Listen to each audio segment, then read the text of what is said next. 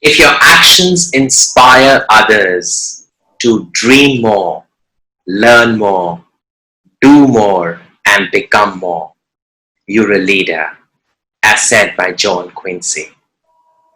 Welcome to Goal Getters with Rajat Soni. Today we have a 16-year-old Parth Bhatt who exhibits strong leadership skills. Parth is a grade 10 student from India and an alumnus of many prestigious UN institutions like the United Nations Climate Change Learn in Geneva, Switzerland. His journey into the world of diplomacy and international relations started with MUNs when he was just 12 years old. It's been 4 years, Parth, amazing. At 13, he founded his own international MUN, which was organized in support of the HeforShe campaign of UN Women. He has completed over 400 courses by organizations like the United Nations, United States Institute of Peace, Ivy League universities, etc., and was conferred with the coveted AWWA Award of Excellence by the wife of Chief of Army Staff in 2017 for his works in the field of science and technology and sustainable development. He has been awarded by the British Council, Indian Armed Forces officials, embassies of different countries, UNICEF, WHO, UNDSS, UN Women, UNODC, other UN agencies. He's a part of Indian delegations in Ambassador Series conferences of various countries and have attended many high-level diplomatic meetings and conferences with presidents and diplomats from many foreign nations. And the list goes on and on and on. Hey Parth, welcome to Goal Getters. How are you doing today? I'm fine. How are you? I am doing great. I'm super excited for this conversation today. And look at you. What are all those badges, amazing badges that you're wearing? Just tell us about it. Sure. So basically, this is the United Nations badge. Then these are some of the medals which are awarded by the United Nations for my courses and meetings and other things. This is the Sustainable Development Goal wheel, and those are some of the badges. Beautiful, beautiful. And let me tell you, you look awesome. You look dapper today. So let me tell you, amazing. Thank you. Great. So I just read recently on Facebook that you are one of the executive boards members of the National Security Council as part of the APSN VMUN conference that's happening, I believe on the 11th and 12th of August, breaking barriers to inspire change. Can you share more about it? What is it all about? Sure. So basically, it is a virtual Mall United Nations. We are organizing it virtually because of the pandemic. So generally, I left doing MUNs about 2 years ago because of some reasons, but I'm doing it as it's being organized by my ex-school. I'm from the school Noida. Oh, okay. Amazing, amazing. And I believe you're doing open schooling now? Yeah. Okay. Any particular reason for going for open schooling? Basically, I found that conventional schooling is not up to the mark and something which is not made for me. Okay. Not made for you in terms of? Like basically, the current Indian education system, it emphasizes a lot on rote learning and a lot of work, which is usually not required. I've seen students doing homework till 1 a.m. or 2 a.m. in the night, and the environment of school, I didn't find it very good generally. Okay. And what's your view on the education policy that's recently come up? It is good, and I believe that it will result in a positive change. But at the same time, it is quite difficult and it will take some time because Tier 1 cities can execute it easily because they have the resources for vocational learning, internships, and other things, but it's going to be quite difficult in Tier 2 and Tier 3 cities. So it will take time.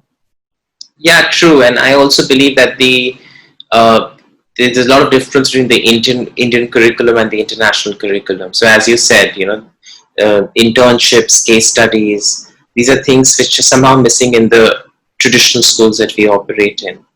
So in that, adapting to the virtual environment may not be so conducive. Do you agree to that? Yes, I agree to that. Moreover, I think that we need more of a public and private sector partnership where we can have several NGOs and other organizations of private sector who can work for vocational learning because it's too difficult for for the government to alone take responsibility of all the cities of all the states in our country. Beautiful. I I hope the message is reaching the right people through our conversation today. So, Parth, what's been your vision in life? Basically, my sole vision in life is to make this world a better place to live in. Wow. And you're doing a lot of work in that direction. I believe as you showed me your badge about SDGs. So, for the uninitiated, can you share a little more about what SDGs are and what's the work you're doing in that area? Sure. So basically, Sustainable Development Goals are a set of 17 goals and 232 232 targets and 169 indicators, which was initiated by the United Nations, and they were ratified by all the countries of the General Assembly on 25th of September 2015. And basically, sustainable development is utilizing all the resources in a conservative manner. So we can leave something for the future generation and don't exhaust all of it at once. Okay. And what's the work you're doing in that area right now? Basically, I'm spreading awareness by rallies and different webinars. Other than that, I am engaging in the policy making discussions, and I visited various embassies. Recent one being Nigerian High Commission, where we had Asia Africa joint session on the Sustainable Development Goals to discuss the progress of both the continents and to increase the partnership between countries of both the continents. Beautiful. Amazing. And how is it like? I mean, I'm sure it must be like a learn, contribute, and grow kind of a journey for you when you're part of these policy making discussions and all the work that you're doing. How is your experience like? My experience it is quite good. I get to meet a lot of people, different policymakers, specialists, diplomats, ambassadors, head of states from all over the country. Last year, I had a climate change dialogue with Deputy Secretary General of UN, Her Excellency Amina J. Mohammed. And how was that? What was the experience? What was your learning from that? The experience was really good. We had a few change makers and a few teen innovators from around the country who shared their initiatives. Beautiful. Any one initiative that has taken shape, or any one initiative that impressed you the most? Basically, all of them are not implemented in a wide scale, but they are more about using the 4 R's to for sustainable development, for using the resources more judiciously. Okay. And can you elaborate on the 4 R's? Sure, recycle, reuse, refuse, and reduce. Wonderful. Wonderful. That's a great share, and I'm sure that's adding a lot of value to the people who are watching us today, especially the teenagers. Uh, what are the changes that you, Parth, aspire to see in our country and in the world as a whole?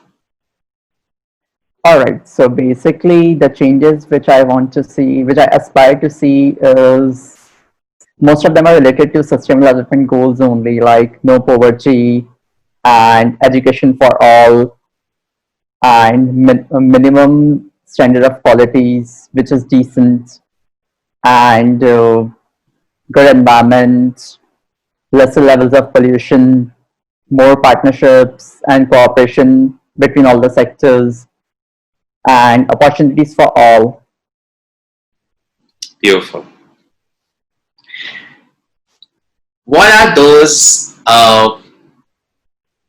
amazing qualities about you, Parth, that make you the unique person that you are? I feel that the qualities I have are leadership qualities, and I like doing work. I'm a very curious person. I like reading a lot of things. I read a lot. Other than that, I'm workaholic. You're workaholic. So you work how many hours a day, approximately? My screen time is about 14 hours a day. And how much of that is Netflix and Amazon Prime? That's almost 0 hours. Yeah, beautiful. So you're completely focused on what you do, and I think open schooling also helps you a lot in that direction. Yeah, it does because I have more time when compared to conventional schooling. Other than that, I'm studying the subjects of my choice. Like normally in CBSE, one has to study the compulsory 5 or 6 subjects in grade 10. But here I'm having a choice to select my own subject. Yeah, I'm very curious to know, Parth, these days especially, because everything is happening virtually, your webinars and all the meetings you must be doing must be online. So, what's your typical schedule like nowadays? I mean, when does your day start and end? Because 14 hours you are working. So, how does it work for you? Basically, there's no fixed schedule because all my most of the meetings they are in different time zones. Some of the meetings are in Eastern Standard Time, which is New York time. Some of them are in Geneva time. So there's no fixed schedule. Sometimes the meetings are in night, sometimes in the day, sometimes early morning.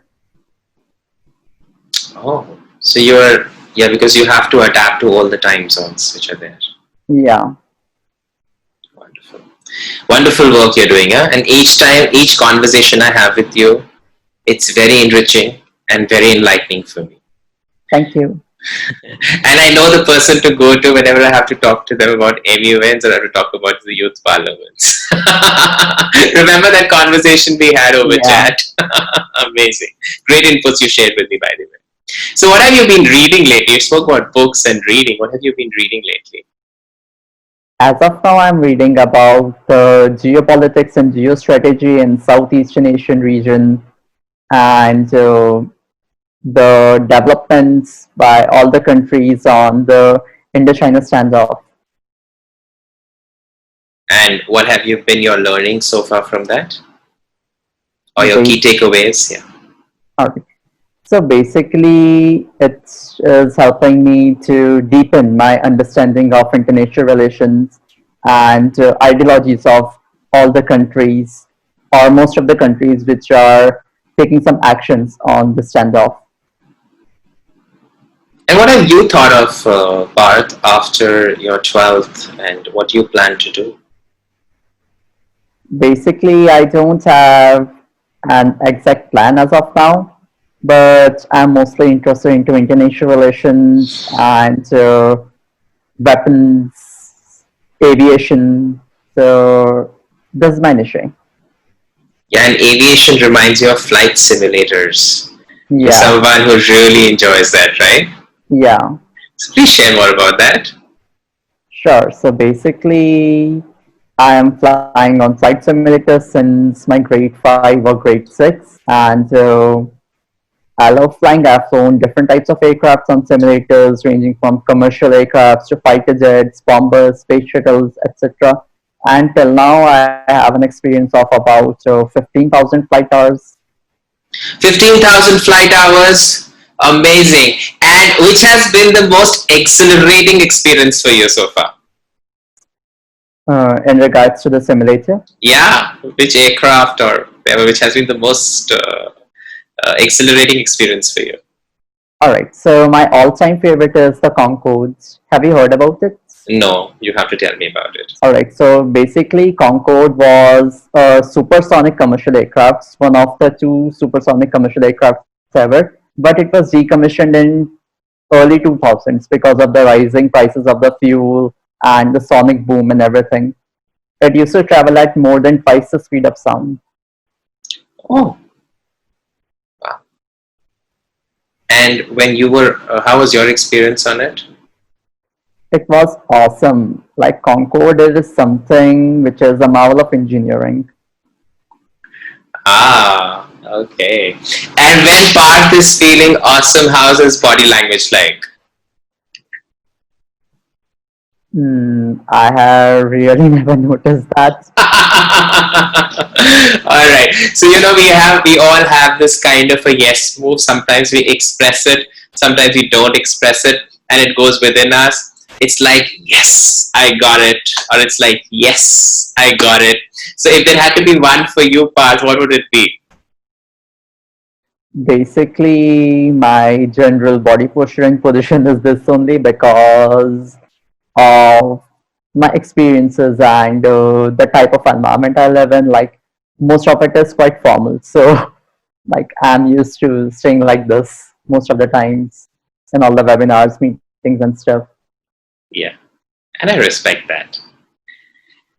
Um, Now, as much as I've done research on you, I believe you really enjoy economics as as a subject or as a topic of interest. So I want if you could just share a message to students who love economics, but somehow they don't enjoy studying it, especially in the textbook mode. So, what do you suggest is the best way to learn economics? Basically, yes, economics is one of my interests, and it's a major part of the geostrategics and international relations. So basically, my suggestion is to don't only confine it to textbooks, but read it in a more inclusive way, more interactive way, and read a lot of case studies and search the internet. One can find a lot of interactive and these ways of studying by various universities and various portals. Yeah, a lot of reports, analysis that they can probably go through, which gives them a more real picture. Yeah, because the textbooks they are really not updated. For example, my economics textbook of NIOS it is still talking about the MDGs, the Millennium Development Goals, which came to existence in 2000 and which were completed in 2015. So it is still stuck in 2012, and here we are in 2020, and we have the Sustainable Development Goals.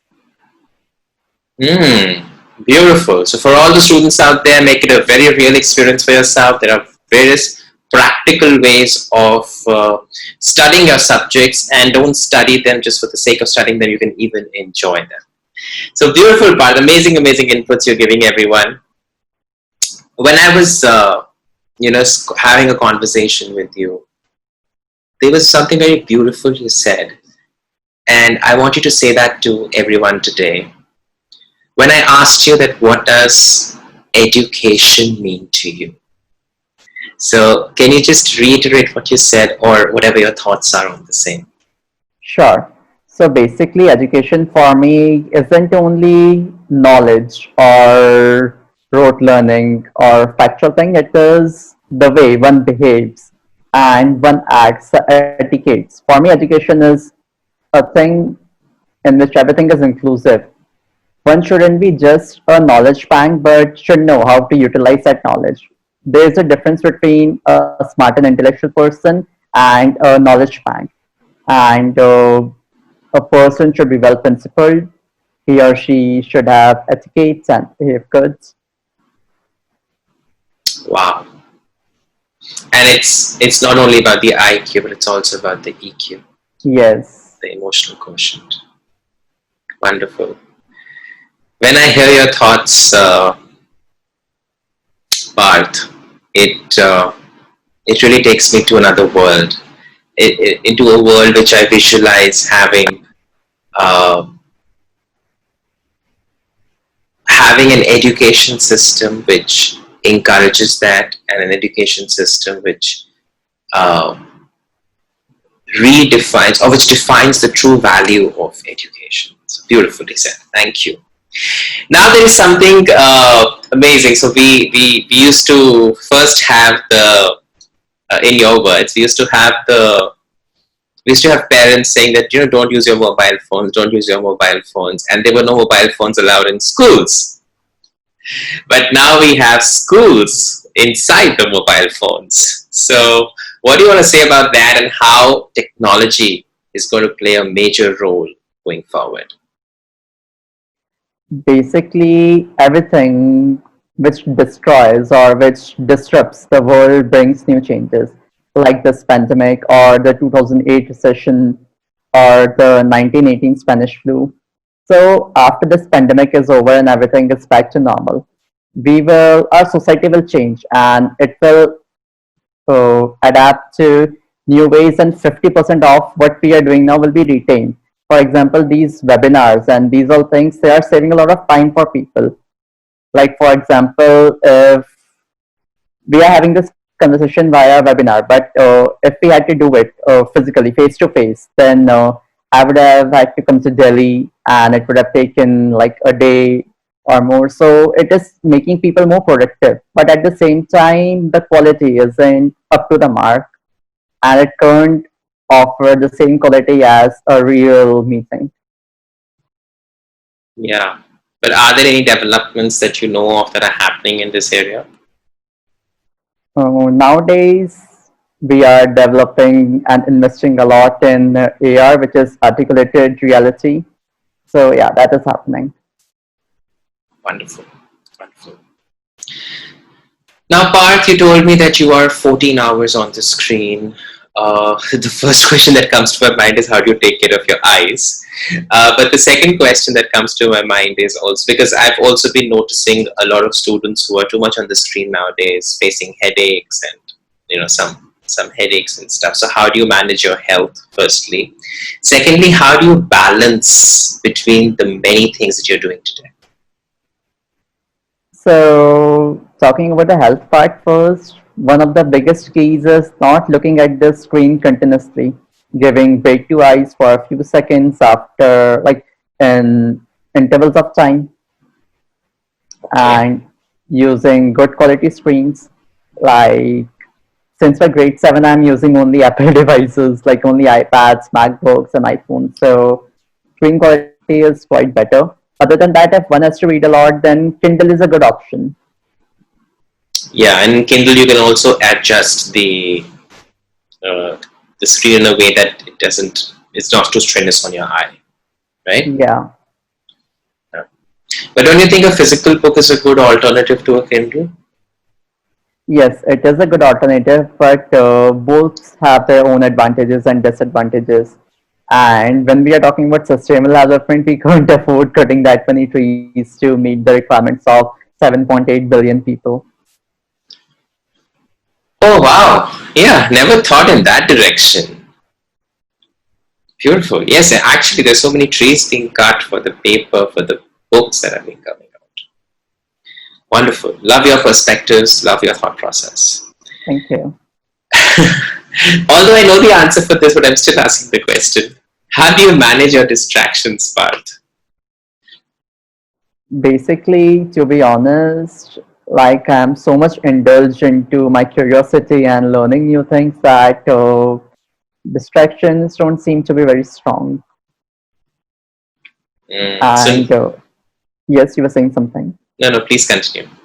All right. And for others, if they ask it how to handle their distraction, so basically, for this, first we should know that what is distraction. I define distraction as something which doesn't fit within the goal statement of a person. So if we see the Bhagavad Gita Mm-hmm. and our other holy books, which are generally discarded by the youth, but NASA and other organizations are doing a lot of study on these books. So it defines that our senses and everything, our brain, our body, whatever we do is divided into three parts. In general language, the input, the processing, and the output. And according to Bhagavad Gita, first is our senses, which are the input, second is our brain, and third is our soul. So, what we should do first is that we should start with our senses, the input, because if we purify the input, then automatically the processing and the output will be purified. So when the senses, the input, they are purified and they are more focused, then automatically the output is much better in terms of productivity. Yeah, so true. It's what you're getting in, and then how you're processing it, and then that's the way it goes out. So Yeah. if you can take care of the inputs coming in, so I would probably say it in terms of, if we can take care of the thoughts that are coming to our mind, uh, and then we filter them or we process them in a way so that what goes out is what goes out is positive, and what goes out is more constructive. Yeah. Yes. Uh, Parth, it's been really, really an amazing conversation that I've had with you so far. I'd really like to share a message to our people with respect to the current pandemic. Yes, things have, got back in a way. People are going out and working, and some things have started in certain states, certain cities.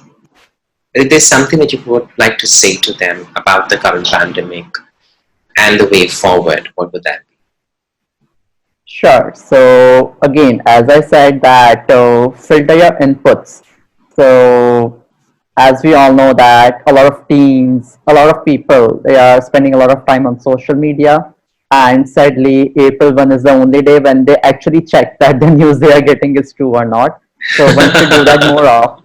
So one should do that more often. And other than that, social media is one of a very big causes of depression. So one should manage his or her social media well and unfollow all the things which bring any type of negativity. Basically, there should be a social media management session in everyone's life in like once a week or once a by week. That is quite important. Other than that, people shouldn't go with the flow without thinking much about it. Like recently, there are a lot of people who were sharing that Jeff Bezos has this much of wealth in this pandemic. His wealth grew by about $71 billion. And if we spend these much dollars, then he can eradicate the poverty.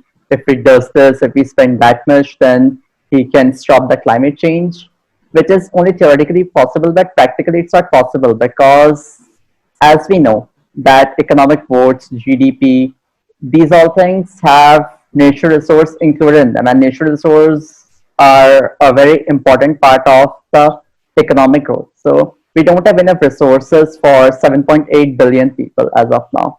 Like for example, if something doesn't exist or it's exhausted, no matter how much money you spend, you can't get that because money is a medium to buy resources. It is not the ultimate resource, according to me. So true. Money is just a medium. Yeah. It's not the main thing. Wonderful. Wonderful. Great. So thank you so much, Parth, for taking out the time and for being so poised and uh, so relevant in every word that you said. Every word has added meaning to me and to everyone who's been hearing us. It's been one of the most intellectual conversations I've had, and I thank you for that. So lots and lots of gratitude to you for that. Thank you. It was a pleasure.